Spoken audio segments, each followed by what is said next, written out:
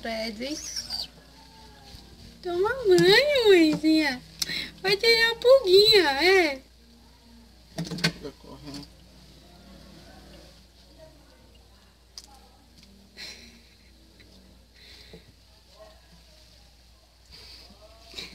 Esse negocinho preto ali, ó. Lá. Tem que avisar pro crente ter medo do pecado, assim como o Fred tem medo de água. Ai, chega, corre, ai. Quer dizer, corre não, se... Só que ele tá familiarizado, né, com a gente. Ele tá o quê? Tá familiarizado. Esse negocinho pretinho aqui, é? Hum, Aqui, ó, tá vendo? É o que aí? pulga. Tá vendo?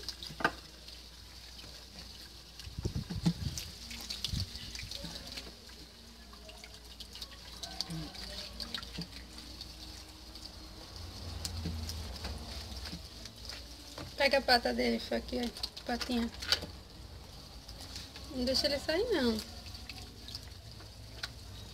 A pata tem pulga também. Acho que ele tá lembrando que muito tempo atrás a gente teve banho nele. E não teve Ele tava problema. sofrendo. Tava sofrendo. Agora tá grandão. Tá grandão, tá arrumando um namoro. Será que o Fred tá namorando? Acho que ele tá torando uma potranquinha preta que tem por aí. É fêmea ali, é?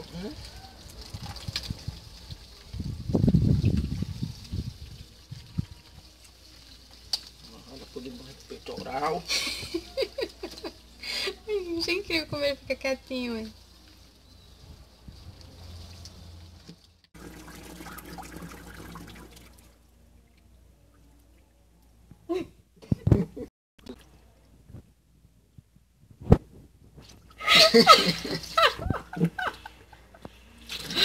Ai, ai, ai. Agora pra secar, pega ali aquele pano que eu te dei.